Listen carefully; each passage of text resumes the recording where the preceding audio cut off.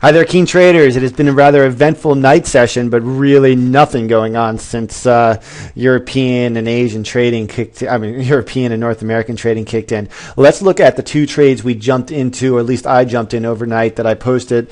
The harmonic trade in the USD JPY, and we'll also look at the one that hasn't triggered in the Aussie USD, and also the Euro JPY, which is also a harmonic plus a stacker trade, which I really like. That one we're not having as much luck in, but it's no big deal. We're down like 14 pips at the time. Let's see, the USD JPY, this trade worked out pretty much to perfection. Let's take a look at the daily chart, and we'll just give everybody a reminder of exactly what we're looking at here. You can see that the pair moved up aggressively, and this was pretty much a textbook. I think it's a bat pattern, or no, crab pattern, excuse me. And with this pair, we moved down and we moved up to touch the point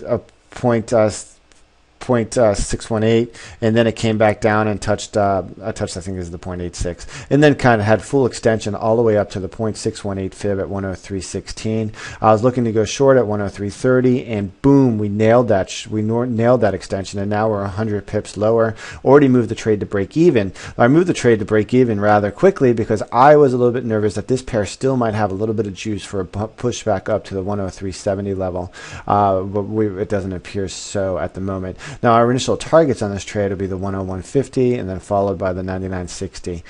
This is a pretty textbook setup, so we'll see what happens in this pair. Now, the Euro USD, we had a similar setup occur in this pair, and we'll take a look at it.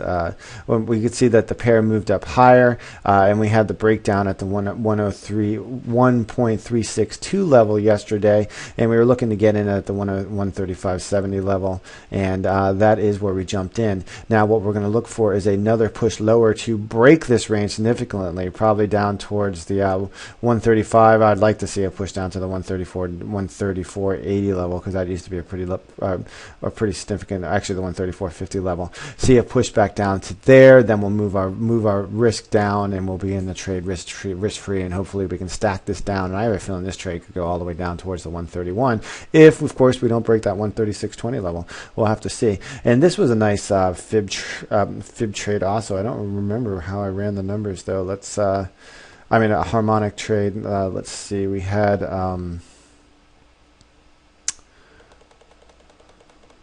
I think it's trade off. Oh no, this is a nice ABC pattern. You can see that this pair moved up in 1, 2, 3, 4, 5. That's just pure Elliott wave there, that advance. And then we had a breakdown lower, 1, 2, and now we should have a thrust lower on the 3.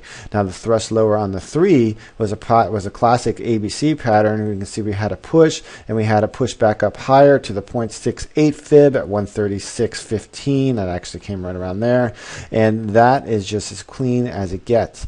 And we'll look for a push back down lower, much lower, to the we'll look for an extension to probably the 1.272 extension, which comes in around 131.16. You can see there, and so I'm just going to have a target of 131, and that doesn't mean actually 100% I'm going to close at that level. That just means that's where the extension target is, looking for the downside. Now, if we get a break of that 136.20, that's why I moved the stop up to 136.26. Of course, that would negate that position. Now, the Aussie USD, very similar setup here. We have, well, that's actually not very similar at all, but you can see in this pair we had the extended move lower here. Fib level's not working.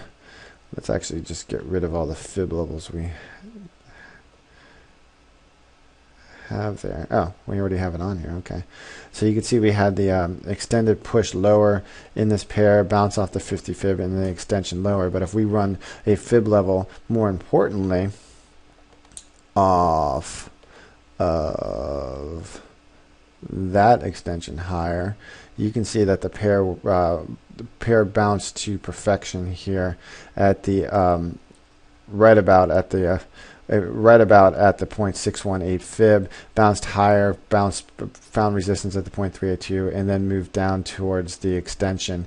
And if it appears as though the move is exhausted, so the what I'm going to be looking for there is, I mean, the true level to enter the trade was about at 90.50, and we have bounced from there. But I wanted one more thrust lower towards the 90.20 because the risk reward just wasn't there at the short term. I'm going to put a chart of that trade up on the blog so you can see exactly what I'm looking at. I know I didn't explain with great clarity there. And let's look at the other majors. New Zealand USD bouncing higher. Definitely found support right there as I had anticipated. Didn't act on it, but anticipated it. And the Aussie USD, we just talked about, is finding consolidation there, and the yen bouncing there at that 103.30. If we do get a bounce, another high bounce higher at this 103.72 level, there might be a great opportunity to go short again. This is definitely the price reversal zone between this 103.16 and the 103.72 zone. If we look, very disappointing in the well, not disappointing. We didn't have any price action that was actionable in the Euro JPY and the Great Britain JPY. And as I said, I was staying away from the the Great Britain Oz, because it's just a cluster right there. But the Great Britain New Zealand, as we all know, I've put my target here at this 102.86. I liked it because it would be the top of the range at 102.72. But if I just stuck to my normal guns here, when I ran a fib right here to the 50 fib of that yesterday's trading range, you can see that this pair came out and touched that at 2.40 and came all the way down to hit our extension here at 198.76. Let's just so I can feel bad about myself. 2.0041 minus 1.9876. That's 165 plus 60. 165 plus 60. 165 plus 60. That's 225 pips left on the table right there in that trade.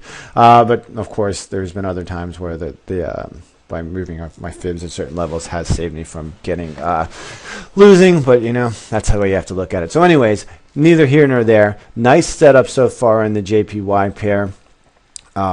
Nice setup so far in the JPY pair, and the Euro's in, and we're running on that stacker trade. And in the Great Britain USD, you can see I was hoping for a move back down lower, but it has popped higher. So this could be an opportunity. Actually, it still doesn't stack up for an introduction of the stacker trade. Everything is pointing to a push lower here, but we'll have to see. And so just to clarify once again, I'm sorry, babbling a little bit there. Euro USD, just watching the price action here on the stacker. I was looking for a push down towards the 89.80 level, and in the Swiss franc, still sidelined because it's still just doing that trend line thing, and in the USD JPY, we're getting our nice bounce here off the 103.30. All right, everybody, good trading. I will see you later. I will post the setups for tomorrow sometime after the North American close. All right, good day.